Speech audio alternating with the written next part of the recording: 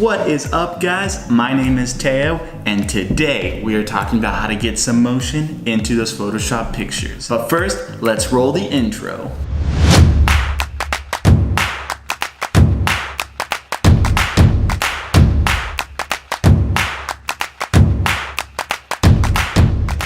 So Photoshop really allows us to edit any sort of picture in any way. What I want to show you guys today is how to take it a step further. It's easy, simple to do, very fast, and super effective, especially if you're trying to reach audiences on Instagram, Facebook, all that sort of social media. This is something that can really make it stick out. Let's jump right on into it.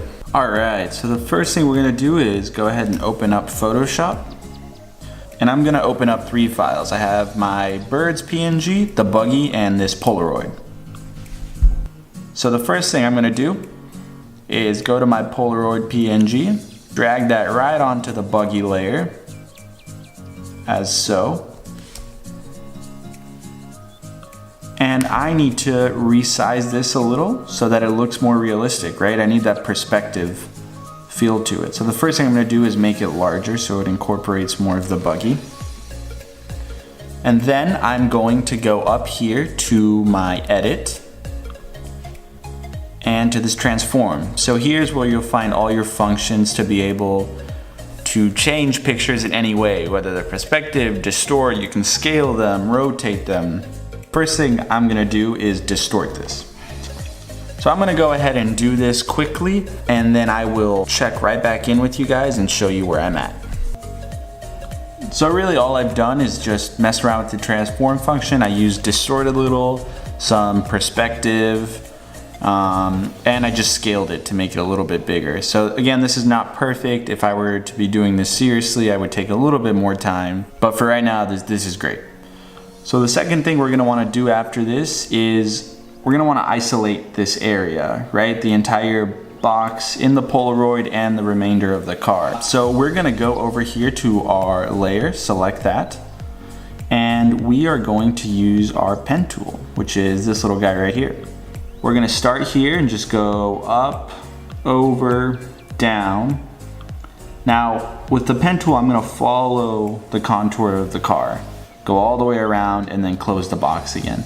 But to be a little bit more precise with this, what I'm going to do is drop the opacity of the box and just follow it. So we'll go over the bulb here, down, over the front bumper, down to the wheel. And again, I would take a little bit more precaution in doing this. And once you see this little O down here, it means that you are closing this path. So you'll click on that. You'll then come up here to the paths. You're gonna hold down Command and click on it, and it will select the area. Perfect. We are gonna go back to our Layers tab. Gonna go up to Edit and Copy, or Command C. We're going to create a new layer, and we are going to delete this. So now that it's deleted, we can go to our new layer and paste the image right on top. Perfect. So now we have it on 2 different layers. We have the part that we want to remain colored, and then the part that's going to be black and white. Our next step after that is going to be to go right up here and select the black and white filter. So now we have the black and white adjustment, right? And this is eventually, to some extent, how we're going to want it to look like.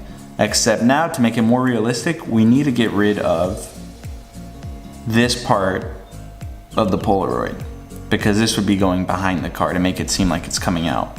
So to do that, you're gonna wanna make sure you're on your Polaroid layer. Perfect. And there's a few ways to go about this. For this edit, I'm gonna simply click on the eraser tool, or E is the shortcut for it, and I'm just gonna start erasing, right? Just gonna go here. I don't need to be too cautious because this is all the car. Okay, and now for the parts where it gets a little bit more intricate, like right up here and close to the wheel, I'm gonna go back to my pen tool. I'm gonna select it. I'm gonna zoom in on the area that I'm interested in and just simply select it. So I'm gonna draw the box around where I need it to go. We get that O again, which means it's gonna be closed, perfect. Go to our paths, hold down Command, and just like that, it's selected. We press delete, and there we are. It's all finished up. Now, I'm gonna Command D to deselect that area. And now I'm gonna move in here on this front grille, if you can call it that, whatever's left of it. Similar thing. We're gonna close it. Go to our work path, select it. Perfect. Oh, there's a little part that didn't get selected in that. And okay, there we go. So that is good to go now. And our wheel, do the same thing quickly here. Close that off, select, delete, Control D. And there we go. And there you go. Now some of you might want to leave the picture like this. That's fine. Personally, I'm going to crop it down a little bit. Since I'm using this for my Instagram, I really do want to take advantage of just the squareness. I think it'll make people concentrate on this a little bit more. So I will do something as such. Gonna go ahead and press enter. Perfect.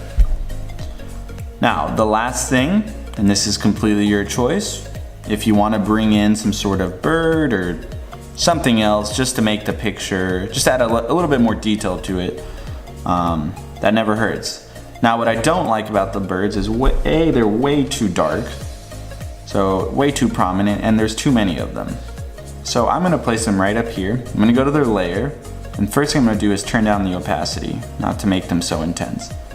Secondly, I'm just going to very simply select the eraser tool and just erase the ones that I don't like. Make them look a little bit more scattered and not so computer generated. And we'll take this one out, maybe one in here. And now I'm gonna select their layer and just move them a little bit. Maybe even actually get that top one out. Perfect. Because of the orange in the body frame, it looks great. There's some color potential there that can really pop. So what I'm gonna do as my last step is just select my layer.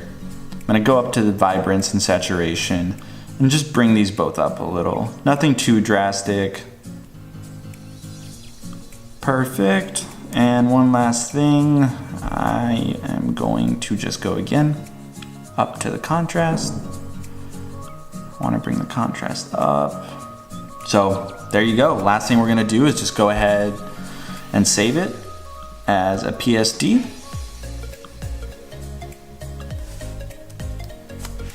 And as a JPEG. And there you go. That's all there is to it. So there it is. It's as easy as that. I hope you guys learned a little, enjoyed it. Any questions, concerns, comments, any of that sort of jazz, please write down there. That is where I can answer, help you guys with anything in the future. Until then, I look forward to next week. Bye-bye.